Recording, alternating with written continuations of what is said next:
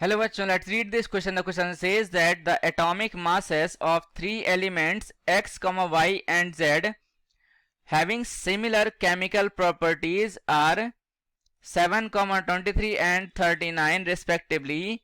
Here is total 5 question given. First question says that calculate the average atomic mass of element x and z.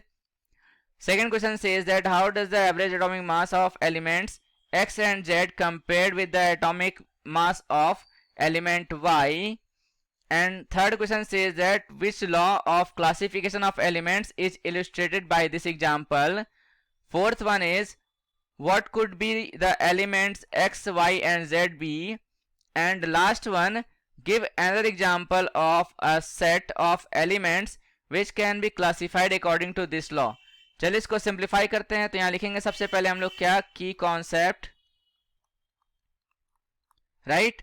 तो यहां पे जो है हम कौन सा लॉ यूज करेंगे, यहां पे यूज करेंगे डोबेनियर्स लॉ यूज करेंगे, राइट. ये क्या है, बेसिकली ये ट्राइड को बताता है. तो यहां पे क्या लिखेंगे, Dobereiner's law of triads state that, क्या कहता है कि when atoms are placed according to their increasing of atomic masses, right, a group of three elements इसे हम क्या बोलते हैं, known as triads, right, having similar chemical properties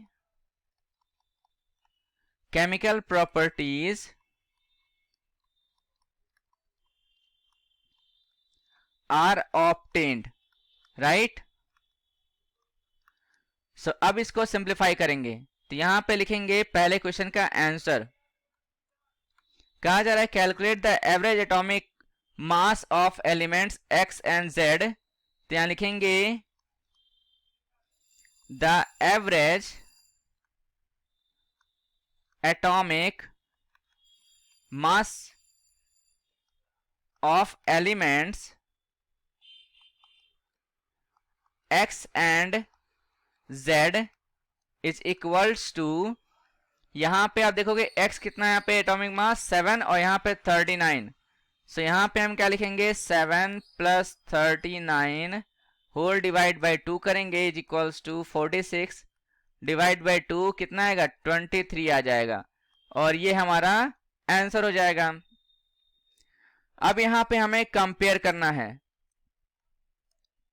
second question में. सो यहां पे क्या लिखेंगे, सेकेंड क्वेश्चन का आंसर. सो यहां पे हम सेकेंड क्वेश्चन का आंसर लिखते हैं the average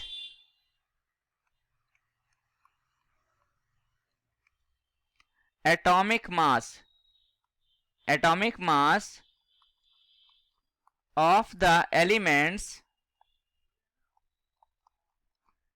x and z. यहां पे कितना आया है, 23 आया है. और यहां पे देखोगे कि y का एटॉमिक मास कितना है, 23, यानी कि सेम है. एलिमेंट्स x एंड z यहां पे क्या लिखेंगे, is equal to the atomic mass of the element y, right. यहां पे क्या है, ये इक्वल है. यहां लिखेंगे hence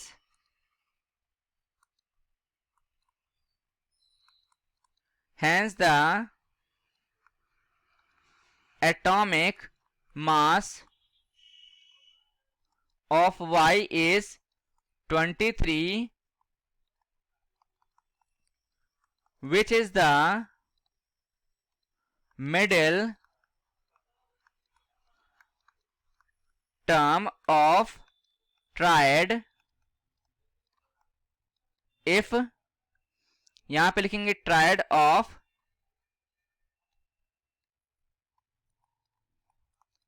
x, यहां पे लिखेंगे triad if, right? triad if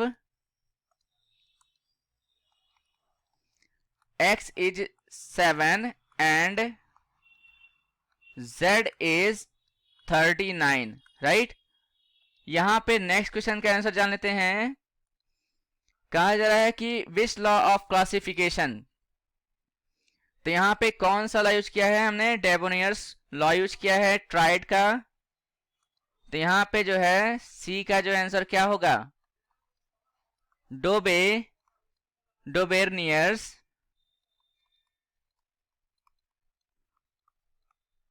law is the law for the given example, right? तो ये हमारा आंसर हो जाएगा। नेक्स्ट यहां पे what could be the elements x, y and z be,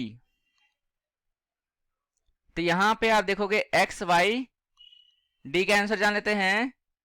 सो यहां पे एटॉमिक मास कितना है? x का, y का और z का 7, 23 और 39 गिवन है, राइट?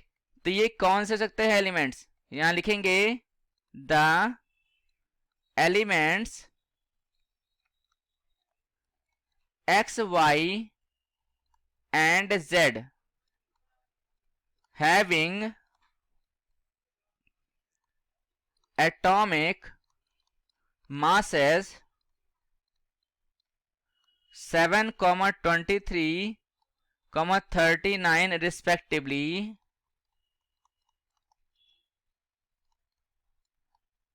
are, क्या हो जाएगा? लिथियम। यहां पे क्या लिखेंगे? लिथियम लिखेंगे।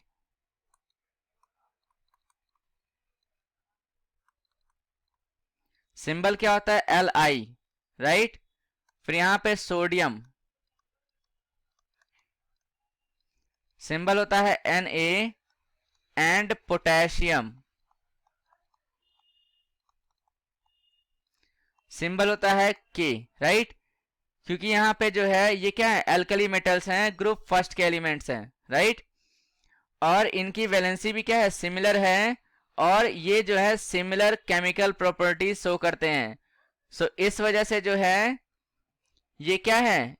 एलिमेंट्स एक्स, वाई, जेड क्या हो सकते हैं? लिथियम, सोडियम और पोटेशियम हो सकते हैं, राइट?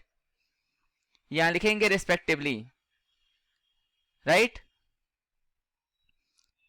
तो इसको हम बॉक्स में रख देते हैं। नेक्स्ट क्वेश्चन का आंसर जान लेते हैं। यहां पे give another example of set of elements which can be classified according to this law. तो यहां पे जो है दूसरा कौन सा एग्जांपल है इसका? एफ का आंसर है कि ब्रोमीन, क्लोरीन, राइट? यहां पे bromine, chlorine and iodine are the set of elements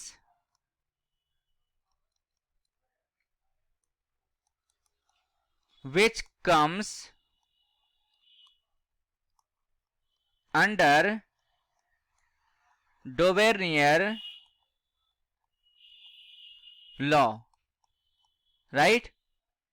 तो ये क्या होगा? इसका अनदर एग्जांपल हो गया। यहां पे आप देखोगे कि जो एवरेज मास होगा हमारे पास, average atomic mass of bromine का कितना होता है हमारे पास? ब्रोमीन का हमें पता है 80 होता है, इसका 80 होता है इसका 35.5 होता है और आयोडीन का 127 होता है। तो यहां से हम इजीली निकाल सकते हैं द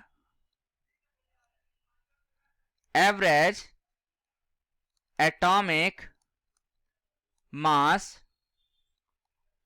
ऑफ, यहां पर हम किसका निकालेंगे, chlorine and iodine, chlorine and iodine is equals to 35.5 plus 127 divide by 2, 0.5 आएगा, फिर यहाँ पे 7 5 12, राइट, और यहाँ पे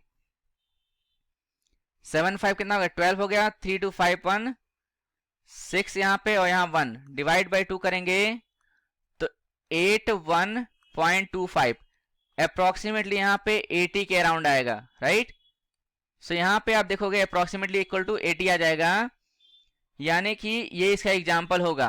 तो यहाँ पे इसको हम हाईलाइटर से हाईलाइट कर देंगे और ये हमारा रिक्वायर्ड आंसर आ जाएगा,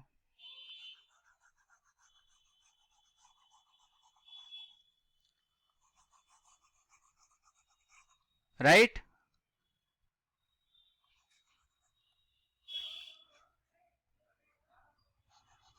So I hope you understood well. Best of luck. Thank you.